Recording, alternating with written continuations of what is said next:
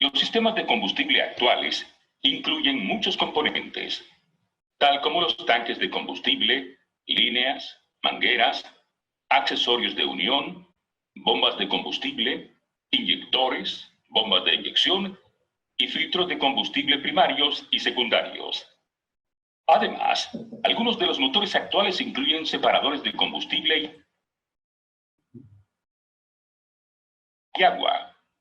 La filtración apropiada de los sistemas de combustible es necesaria para mantener la eficiencia de los motores. Examinemos un motor diésel típico para entender el funcionamiento del sistema de combustible. El combustible se extrae del tanque y pasa a través del filtro de combustible primario, del lado de vacío o aspiración de la bomba de combustible. Luego pasa a través de la bomba de combustible y al filtro de combustible secundario, situado del lado de presión, salida de la bomba de combustible. Después, el combustible circula hacia los inyectores de la culata de los cilindros. El excedente de combustible no es enviado a los inyectores ni consumido en los cilindros. Es recirculado hacia el tanque. Los filtros de combustible actúan en forma similar a los filtros de lubricante. Ambos extraen físicamente las partículas de una corriente de fluido. Cuando el filtro de combustible se obstruye, el operador del equipo puede notar una pérdida gradual de potencia. Esto es muy distinto de un filtro de lubricante obstruido, el cual puede pasar desapercibido hasta que se descubren daños al motor durante el mantenimiento o durante una reparación. Debido al uso de crudos más pesados, los combustibles diésel no son refinados para alcanzar un alto grado de pureza, como es el caso de los aceites lubricantes. Es por eso que el combustible diésel número 2 es uno de los combustibles de condiciones más variables en el mercado. Hasta los reglamentos de API permiten cierta concentración de impurezas en el combustible. Los contaminantes o las impurezas típicas en el combustible diésel incluyen precipitados y partículas, cera, agua y microorganismos. Los precipitados, tal como el agua, son contaminantes suspendidos en el combustible. Los cambios significativos de temperatura pueden acelerar la precipitación. Las partículas o asfaltinas son contaminantes negros similares al alquitrán, derivados residuales del proceso de refinación. Ambos son materiales no combustibles que se forman cuando se oxida el combustible o cuando se combinan dos combustibles incompatibles.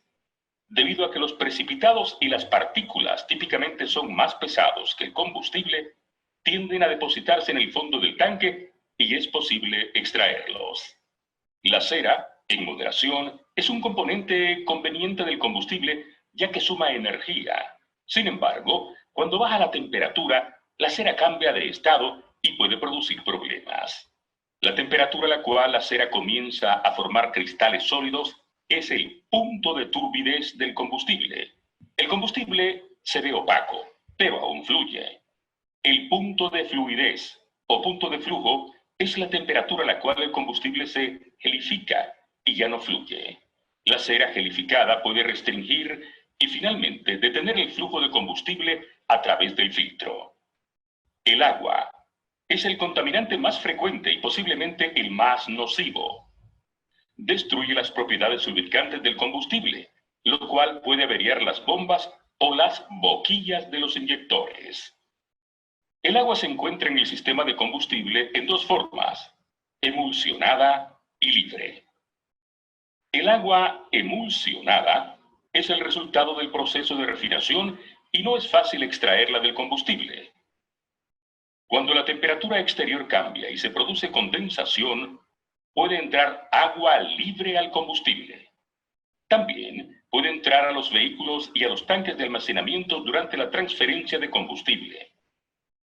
A temperaturas extremadamente bajas, el agua en el combustible se puede congelar y contribuir a anular la fluidez del combustible. Hay tres métodos comunes de extracción del agua. El agotamiento utiliza un medio tratado con silicona que extrae y recoge el agua, pero no afecta la fluidez ni la libre circulación del combustible. La coalescencia es el asentamiento y la recolección de las gotas de agua por gravedad y circulación a baja velocidad. Y la absorción utiliza un medio de filtración que absorbe agua y no afecta la fluidez ni la libre circulación del combustible. Los microorganismos son colonias de hongos y bacterias que viven en el agua y se alimentan de los hidrocarburos del combustible. Estas colonias de organismos se propagan en presencia de agua y pueden ser transferidas de un tanque de combustible a otro si no se utiliza un filtro apropiado de combustible. A medida que se acumulan los microorganismos, se propagan a través del sistema de combustible y pueden obstruir rápidamente el filtro. La única manera de eliminar el crecimiento bacteriano y micótico, una vez que se comienza a propagar en un sistema de combustible diésel, es tratar el sistema con un biocida. Baldwin fabrica una amplia variedad de filtros de combustible que contribuyen a conservar la eficiencia del motor. En la sección Tipos de filtros, ampliará sus conocimientos sobre el criterio de selección de filtros para las distintas aplicaciones. Bueno, ahí vimos lo que es la importancia del combustible, ¿no? Que ingresamos al grupo generador. No podemos meterlo cualquier tipo de combustible, ¿no? Hay que verificar siempre que sea un combustible de buena calidad, porque a la larga ya podemos tener problemas en el sistema de inyección. Una consulta, amigo. Al momento de que ya se originan estas precipitaciones de lo que es el agua dentro del combustible, pues digamos, ya viene a ser dentro del filtro, porque el filtro tiene un vaso separador específicamente para lo que es agua. Sí, sí. Es necesario que nosotros drenemos esto, qué sé yo, cada semana, cada 15 días. Claro está, dependiendo del uso del equipo, directamente en ese vaso que se encuentra instalado en el grupo de electrógeno y también en lo que vendrían a ser los dispensadores, tanques de almacenamiento grandes, ya digamos así hablando. Ya. Bueno, es necesario cada mantenimiento drenar el filtro separador de agua, ¿no? Cada mantenimiento abrir el tapón en la parte inferior y drenar una parte, unos cuantos mililitros de diésel que viene mezclado con agua, ¿no? Es muy importante para evitar que entre agua a la bomba de inyección, ¿no? Oxidación, ¿no? Con respecto al tanque, estamos hablando de depende del funcionamiento del generador, ¿no? Porque se va a mantener el agua, o sea, no va a circular, digamos, está parado el motor, el combustible se mantiene ahí en el filtro, cuando haya recirculación, cuando haya motor, entonces va a haber renovación de filtro, ¿no? de agua, no se va a cambiar el agua, ¿no? Entonces yo recomiendo pues si hay un mantenimiento periódico, cada mes, pues, limpieza o sea, drenar esa agua, ¿no? Que se encuentra en el filtro. Y con respecto al tanque, cada fabricante tiene su tiempo de drenado del tanque de combustible, ¿ya? Algunos dicen que es a las 200 horas, otros a las 100 horas, ¿no? Eso depende mucho del funcionamiento también, porque yo tengo que renovar, tengo que cargar el combustible, ¿no? ¿Qué pasa si el combustible lo dejo lleno, ¿no? Lo lleno el generador, lleno el tanque del generador, y ya veo que no había mucho funcionamiento, entonces ya tenemos ya lo que es asentamiento de partículas en la parte del combustible. Lo que tengo que hacer es drenarlo igual, bueno, yo recomiendo cada año, ¿no? Pero depende de la complejidad también de drenar, porque hay que liberar harto combustible y tener las condiciones para drenar ese combustible, ¿no? Pero es muy importante para el mantenimiento, ¿no? Hacer esos dos trabajos de mantenimiento, ¿no? Amigo, otra consulta. Ahí al finalizar el video vi que le echaban un aditivo al combustible. Sí, sí. Esto era, quien dice, para de alguna manera purgarlo, purificarlo de alguna manera, ¿no? Sí, eso lo encontramos en el mercado. Justamente la otra vez encontré un aditivo que es para evitar, esa agua que se mantiene ya lo detiene, ya lo expulsa haciendo la combustión. Y otro que aumenta el punto de congelamiento del combustible. Estamos hablando de climas fríos, menos 16 grados. Entonces, ese aditivo se le puede echar al combustible, al tanque, ¿no? Para aumentar el punto de congelación, ¿no? Del combustible, así también de limpiar esa agua que se mantiene en el tanque. Ahorita no, la marca de ese producto pero sé que existe, ya lo tenemos en el mercado, ¿no? Se le puede echar eso, ¿no? Verá, le decía la pregunta porque nosotros aplicamos uno que le llaman Megacel. No sé si cumplirá la misma función, porque así mismo cuando ya hay demasiada impureza en lo que es el combustible, se le adiciona Megacel, porque los equipos comienzan a, como quien dice, humear un poco más, a diferencia cuando había un diésel de buena calidad y nos llega otro tipo de diésel, comienzan a humear. Y Sí, digamos, en este momento nosotros adicionamos Megacel. sí, no, está bien, le metemos un aditivo para mejorar la calidad de combustible, está muy bien. Todos deberíamos hacer eso en nuestros generadores, ¿no? Y en los generadores que vamos a adquirir a futuro, ¿no? Porque me ha pasado una experiencia que me ha pasado que han metido un diésel de pésima calidad y han dañado, han pasado el filtro de combustible y han ingresado sus impurezas a la bomba de inyección. Y lo volvió irreparable la bomba de inyección, ya no se podía arreglar. Había que cambiar nueva bomba. Y eso implica un costo, ¿no? Solamente por el hecho de no revisar el tanque y dejarlo con cualquier tipo de diésel, ¿no? Echarlo, ¿no? Eso es muy importante por el tema de costos, ¿no? De reparación. Yo comprando ese aditivo y lo he hecho, ya puedo evitar ese tipo de problemas, ¿no? Y más que todo, siempre tener un combustible bueno, ¿no? Revisar siempre el combustible que se compra, ¿no? De las estaciones de servicio, ¿no? Y el recipiente, que también es muy importante, ¿no? El galón o el turil donde vas a comprarlo que esté limpio, ¿no? Que no tenga esas impurezas.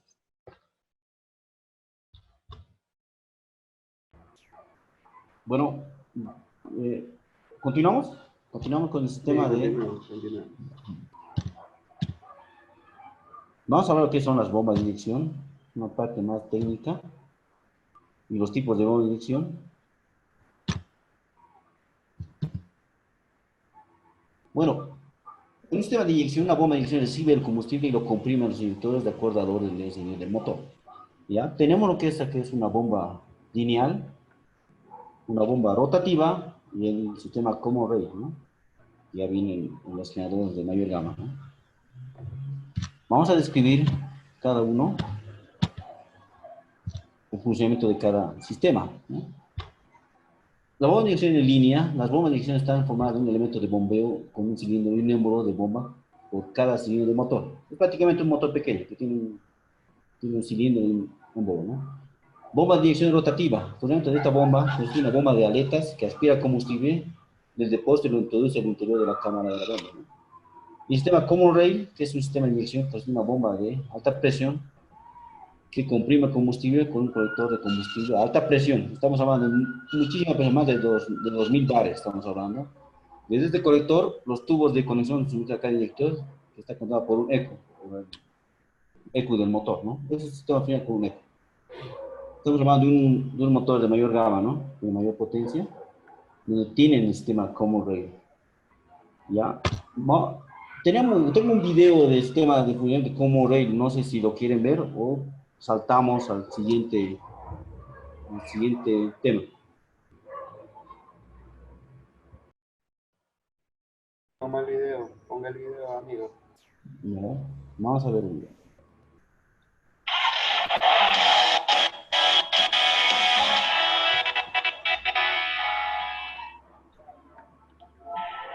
Prácticamente todos los motores diésel hoy en día utilizan un sistema de inyección al que se denomina Common Rail. Common Rail vendría a ser conducto común. Es un conducto que se ocupa de distribuirle el combustible a todos los inyectores y se ocupa de mantener la presión dentro de ese conducto constante, como para que no haya fluctuaciones y la presión con que se inyecta sea exactamente la misma en todo momento. Y estamos hablando de presiones sumamente altas, 2.500 veces la presión que soportamos en la atmósfera, 2.500 atmósferas, una barbaridad de presión. Imagínense un pequeño taco muy finito de una mujer con 50 bolsas de cemento arriba, el efecto de presión que tiene. Esa es la presión que están inyectando los sistemas de alta presión hoy en día. ¿Cómo se controla esa presión? Bueno, desde que llega al tanque de combustible lo toma una bomba de baja presión, por supuesto con un montón de sistemas de filtrado en el medio, y quiero resaltar esto, hoy en día los filtros de combustible han tomado una relevancia que antes no era tan estricta, porque las toberas, los inyectores, las huelgos, tienen luces extremadamente pequeñas y no toleran ninguna partícula. El filtrado del combustible hoy en día es absolutamente necesario. Van a un sistema en el cual le eleva la presión media y después finalmente un sistema de alta presión, controlado electrónicamente, que es el que va a hacer llegar esa presión de 2.500 kilos por centímetro cuadrado a ese tubo, ese receptáculo, ese common rail, que sostiene esa presión de la manera más regular posible, para que pese a los pulsos que le van proveyendo los distintos inyectores a medida que tienen esas inyecciones múltiples, la presión se mantenga lo más constante posible. La precisión de la inyección, tanto en tiempos como en cantidad, depende mucho de que esa presión sea constante. Y eso solamente un sistema de presión mecánica controlado electrónicamente puede lograrlo. Y se terminaron las inyecciones de una sola vez, como eran los viejos motores diésel, 2 a lo sumo, una preinyección y inyección posterior. Hoy en día esa inyección es múltiple, hasta 8 inyecciones simultáneas se van regulando para eficientizar esa combustión, para eficientizar los gases de escape, para minimizar el consumo y para minimizar las porquerías que puedan salir por el tubo de escape. Pero fundamentalmente, ¿por qué semejante presión? ¿Por qué estamos usando 2.500 kilos por centímetro cuadrado? La explicación primaria de eso es que si usted hace pasar un líquido a mucha presión a través de un orificio muy pequeño, se pulveriza, y cuanto más pequeño sea el orificio, más fina va a ser esa pulverización, y cuanto más alta sea la presión, más fina todavía va a ser esa pulverización. No todos los líquidos se pueden someter a eso. El agua, por ejemplo, no lo tolera, y por eso que se lleva en el gasoil se rompe todo. Pero, por ejemplo, el gasoil sí lo tolera. Entonces usamos presiones tan altas para que ese spray dentro del cilindro genere las gotas más pequeñas posibles. Ya se está casi en el límite de presión por una cuestión de resistencia de materiales. Pero esas tan pequeñas gotitas encuentran el oxígeno en ese aire que le metimos a presión ahí adentro y se queman de la manera más eficiente posible.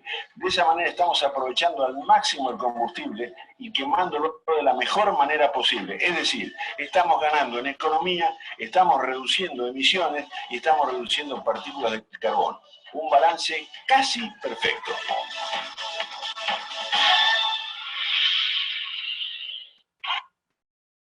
Bueno, ahí vimos lo que es el sistema de funcionamiento de Common Rail, que también Grupel tiene este sistema de funcionamiento de acuerdo a la capacidad, ¿no? Estamos hablando de arriba de los 400 kVA, ¿no? Este sistema cuenta con este sistema Common Rail.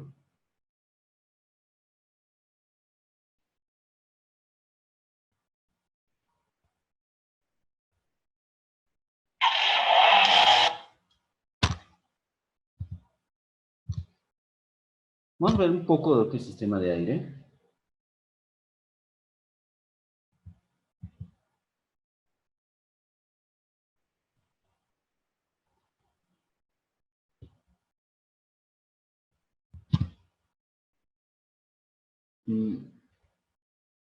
Bueno, existen dos tipos de motores, ¿no? Para dos sistemas de aire.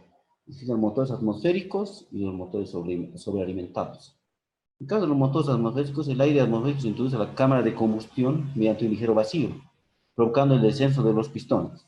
¿Ya? En el caso de los motores sobrealimentados, el aire atmosférico se absorbe y se comprime a través de un turbocompresor, como lo que vemos acá. Es un turbocompresor. Ahora no tengo aquí la imagen del enfriador natural, pero en este caso ya no lleva lo que es el compresor, la turbina, ¿no? Es directamente la aspira desde el filtro para entrar a la cámara de combustión del aire. En este caso estamos hablando solamente estas imágenes son de un turbo alimentado. Vamos a ver lo que es el sistema de refrigeración, ya para no quiero el tema de mecánica del motor. Permite la refrigeración del motor a través de un radiador y ventilador. También permite enfriar el aceite y lubricante y el aire de carga en el caso de un motor turboalimentado. Tiene aditivos como anticongelante, refrigerante, Maximum Quality, Repsol. Y en generadores Grupel, fabricante nos indica que debemos que cargarle este refrigerante que es Repsol, ¿no? Que tiene varios aditivos que le favorecen al motor para que haga una buena refrigeración. Y en este tipo de motores es muy importante el tema del termostato, ¿no? Es muy importante porque ese es el que hace que cuando sube la temperatura en el motor, la temperatura de operación ya se mantenga en el motor, ya este se abre y hace pasar circulación hacia el radiador para mejorar la refrigeración, ¿no? Y nos ayuda para el arranque en frío, ¿no?, del motor. Es por eso que tiene que estar cerrado lo que es el termostato, ¿ya? Y en este caso ya funciona también lo que es el precalentador de camisas cuando el motor es estacionario para que caliente lo que son el sistema de refrigeración y le ayude en un arranque en frío, ¿no?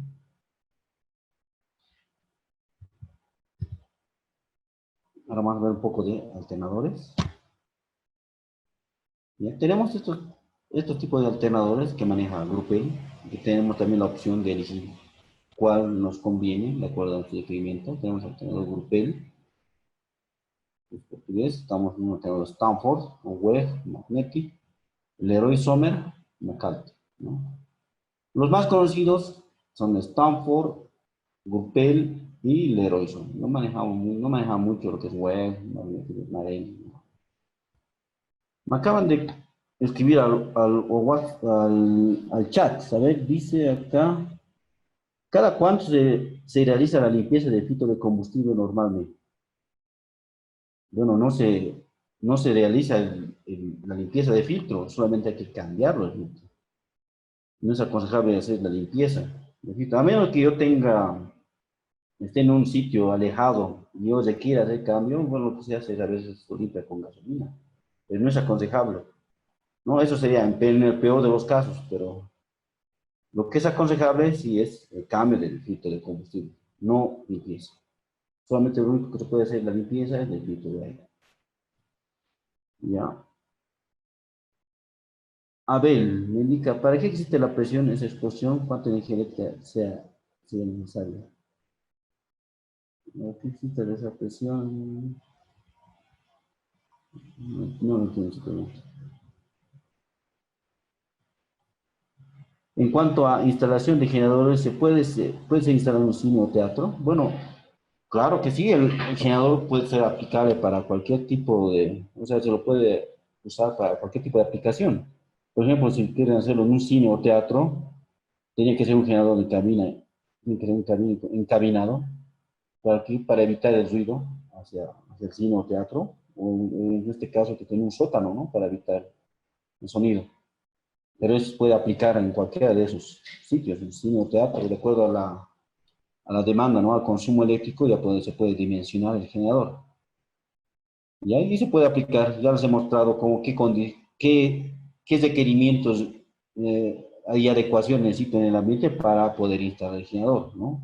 He explicado la ventilación, el tubo de escape, todo eso les he pasado, ¿no?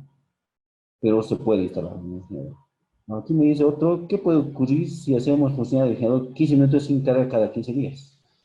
Bueno, ya nos ha pasado una vez con el tema de un banco que tenía el generador a muy baja carga. Estamos hablando de un generador 20 kVA y tenía el consumo 5 amperios. Prácticamente trabajaba en baja carga.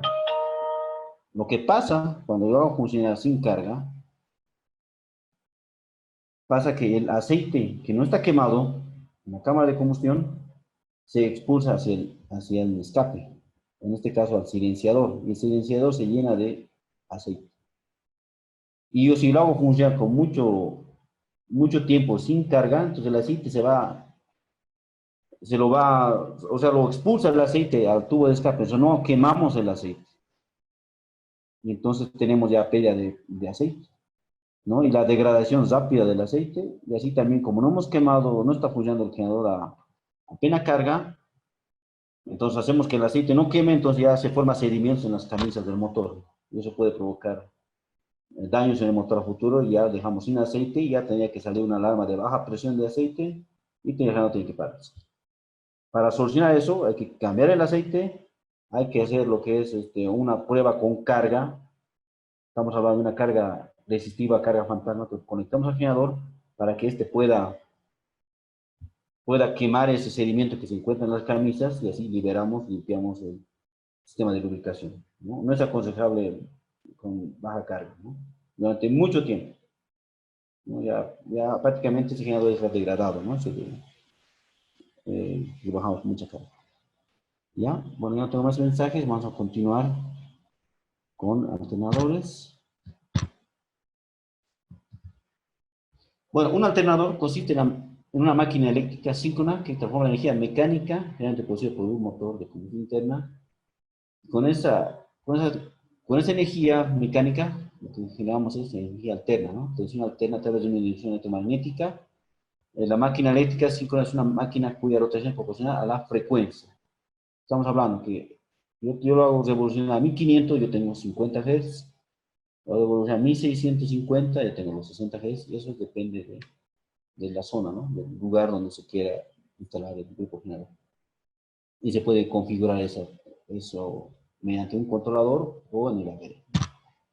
Aquí tenemos lo que es un generador, un Stanford, tenemos un generador Grupel y un generador o alternador Leroy Sound, ¿no? Esas tres marcas manejamos en Grupel. Las tres son confiables, no, en mi experiencia no nos ha dado ningún problema. En ciertas ocasiones nos han dado sobrecarga, pero el generador no ha tenido un daño. Hemos hecho prueba de aislamiento en las bobinas y no ha tenido daño, pero eso nos quiere decir que lo confiable que son estos alternadores, ¿no? Vamos a ver un poco lo que es el ABR.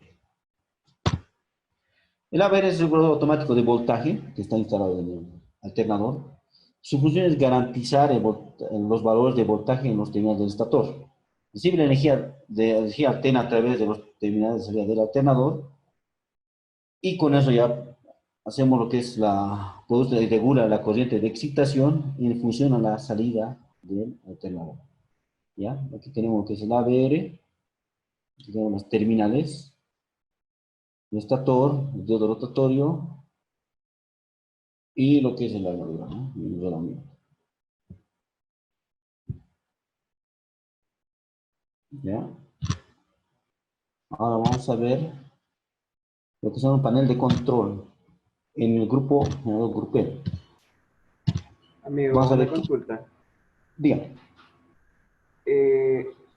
La tarjeta necesita ser alimentada por 110 o 220. Del ABR me O está hablando. sí, correcto, la ABR. 110 es. 110 en 110. ciertas configuraciones y 220. Cuando tú te fijas en el ABR, ahí dice su sistema, de cuánto quiere ser alimentado. Puede ser 220 o 110. Bueno, generalmente en generadores trifásicos le metemos 220. Cuando son ¿Ya? Porque estamos trifásicos. hablando de neutro y una línea, ¿no? En la caja de borneras ya tiene esa alimentación. Claro. ¿Ah? Ya, Y otra en consulta. ciertas configuraciones, digamos, estamos hablando de delta, ya 110. Ya, eso es, otra consulta. En un caso que yo tenga un daño de la ABR y necesita reemplazarla, ¿cómo sé yo que la que voy a colocar cumple con las características de la cual se me ha fundido, se me ha quemado? ¿Cómo mido yo esas tarjetas que se les mide un miaje? Bueno, las tarjetas, a ver, tienen un código. A ver, tiene un código, a ver, 250, a ver, 280, de acuerdo a la capacidad del motor. Ya, ¿Ya? Entonces, yo tengo que buscar una ABR de acuerdo a esas características. ¿Ya? Una ABR que porque cada ABR tiene un código, tiene una codificación. Yo tengo que buscar un ABR que tenga esa codificación. Vamos a ver, no sé si voy a hay poder. que hacer el reemplazo por la misma tarjeta. Claro, o sea, podemos usar. una de otra marca, pero que sea de la misma capacidad, del ABR. Por ejemplo, no podemos usar una ABR 230 como poner uno de 250, ¿no? Con un generador pequeño y una ABR grande, ¿no? Tiene que ser del mismo modelo y que la misma capacidad. Ahora no, te voy a buscar una ABR, un ejemplo de ABR.